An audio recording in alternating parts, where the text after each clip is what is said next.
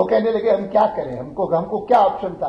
वो हमको धमकी देते थे कि तुम्हारा एक्रेडिटेशन खत्म कर देंगे, तुम्हारा मकान छीन लेंगे, फॉरेन करेस्पॉन्डेंट्स को तो उन्होंने बाहर निकाल दिया, हम क्या करें। मैंने कहा कि ठीक है, मैं कोई बहुत शिकायत नहीं करता, मैं अपनी शिकायत अपने पॉलिटिकल लोगों से ज्यादा करता हूं कि उन्होंने हिम्मत नहीं दिखाई। लेकिन आपके बारे में मेरा इतना कहना है कि जब सरकार आपसे इतनी ही अपेक्षा करती थी कि आप जरा झुक करके चलें, आप में से कुछ लोग तो रेंगने को तैयार हो गए। When the government wanted you only to bend a little, many of you became willing to crawl. मैं इस बात का जिक्र इसलिए कर रहा हूं क्योंकि I see that though the emergency was defeated by the people of the country, the mindset that brought about the emergency has not disappeared as yet. We have a media man here presiding over this function come to release this. He has been experiencing it personally. And he is not a man either to bend or to crawl. I have come to tell him कि हिंदुस्तान में अभी भी बहुत सारे लोग हैं जिनकी democracy में निष्ठा इस प्रकार की है कि वो आपके साथ रहेंगे, आपके हिम्मत की दाद देता हूं।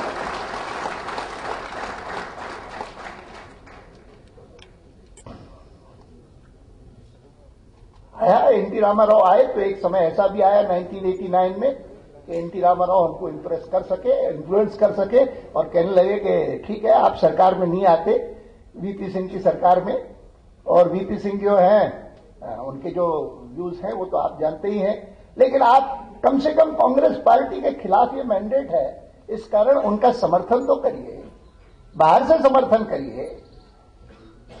हमने कहा चलो मार्क्सवादी भी हम भी बाहर से ही करेंगे, चलो, और हम लिखे, but that credit goes to NT Rama Rao.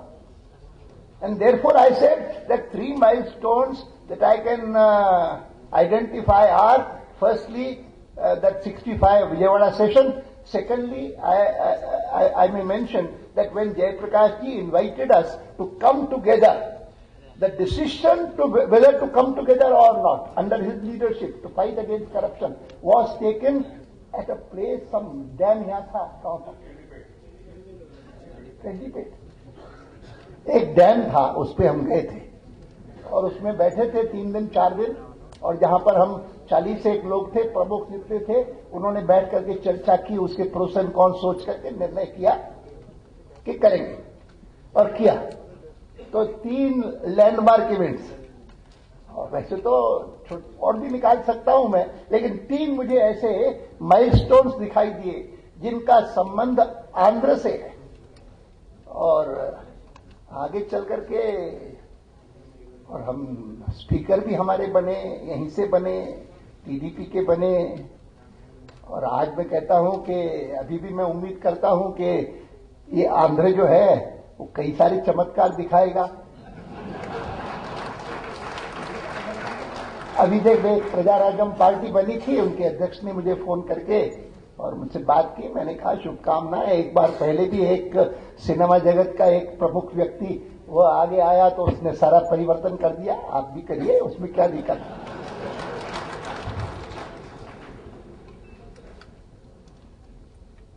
Apart from that मेरे जीवन में एक और नाम मैंने अपनी पुस्तक में लिया है, वो है स्वामी रंगनाथानंदा का।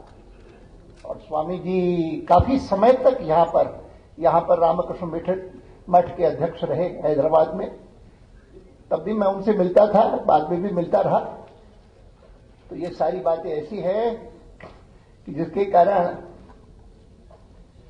आज मैं जब बोल रहा हूं आपके बीच में, देश में सब चिंता करते हैं कि आर्थिक स्थिति का क्या होगा। पहले लोग परेशान थे कि आम आदमी के नाम पर चुनी हुई सरकार ने सबसे अधिक किसी को तकलीफ दी तो आम आदमी को दी, महंगाई को न रोक पा करके। आर्थिक अव्यवस्था और भ्रष्टाचार, ये 2 फैक्टर्स हैं जिन्होंने इतनी महंगाई पैदा की। आर्थिक कुप्रबंध और भ्रष्टाचार। कई लोग जो खास करके बड़े बड़े लोगों से संपर्क करते हैं ना, उद्योगपति और बड़े बड़े व्यापारी, वो बार बार कहते हैं कि ऐसी भ्रष्ट सरकार हमने नहीं देखी। नीचे के लेवल पर भ्रष्टाचार हुआ है वो दूसरे प्रकार का है, वो तो है ही। और उसमें मैं अपनी पार्टी को भी कहता हूं कि उसमें केवल मात्र भाषण और केवल मात्र प्रबोधन काम नहीं चलेगा। अगर कोई चीज भ्रष्टाचार को रोक सकती है तो जो ऊंचे पद पर बैठे हुए व्यक्ति हैं उनका अपना निजी आचरण, निजी व्यवहार, रोल मॉडल्स बने बिना ये जो नीचे के स्तर पर जो भ्रष्टाचार है वो नहीं रुकेगा, वो रोकना चाहिए। लेकिन मैं अपनी पार्टी के बारे में कह सकता हूं कि 1997 के बाद कॉन्शियसली हमने सुशासन को, गुड गवर्नेंस को एक इंपॉर्टेंट इशू बनाया है। और गुड गवर्नेंस का मतलब है sound democracy, development and security, लोकतंत्र, विकास और सुरक्षा। ऐसा नहीं चलेगा कि जैसे धीरे धीरे करके देश में एक वातावरण बनाया। मुझे कल मिलने आए थे 2-3 लोग, कहा ऐसा असुरक्षा का भाव पिछले 60 साल में हमने नहीं देखा। हर एक को लगता है कि पता नहीं क्या हो जाएगा, मैं कहीं रास्ते चलते मर तो नहीं आऊंगा, ऐसा तो नहीं कि लौट करके नहीं आऊंगा। इस प्रकार की स्थिति पहली बार पैदा हुई।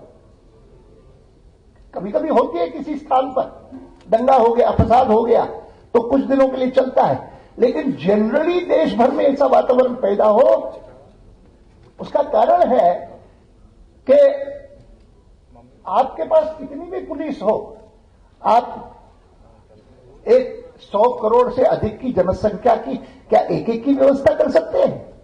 नहीं कर सकते हैं। वो जो व्यवस्था होती है वो वातावरण के कारण होती है, ईथॉस के कारण होती है। आखिर तो मैं कभी कभी कहता हूं कि ये अलकायदा वाले, ये जो आतंकवादी हैं, उनका अगर शत्रुता किसी से है तो अमेरिका से है, सबसे अधिक शत्रुता। और सबसे अधिक शत्रुता होते हुए भी 9/11 के बाद एक छोटी सी घटना भी अमेरिका में नहीं हुई है। इसका क्या कारण है? इसका प्रमुख कारण यह है कि आतंकवादी को ये बात घर करके बैठी हुई है कि वहां की सरकार हो, वहां का समाज हो, उसका आतंकवाद के प्रति जो रवैया है वो 0 टॉलरेंस का है, 0 टॉलरेंस। और ये एटीट्यूड भारत में भी चाहिए। हैदराबाद में हो गई घटनाएं, कितनी भयंकर घटनाएं थी। मैं आया था उससे जब हुआ था। और मैं समझता हूं कि इन सब बातों के कारण भी आज जिस पार्टी में मैं काम कर रहा हूं, कोशिश कर रहा हूं, हम समझते हैं कि अपनी समझ के अनुसार हम देश की, राष्ट्र की सेवा जिस प्रकार से पिछले 60 सालों में करते आए हैं वैसे करते जाएंगे। और उसमें हमारी ओर से हम कोई कसर रहने नहीं देंगे। हम अपेक्षा ये जरूर करते हैं कि जनता भी इन मामलों को गंभीरता से लेकर के उसके ऊपर सही निर्णय करेंगे। यहां पर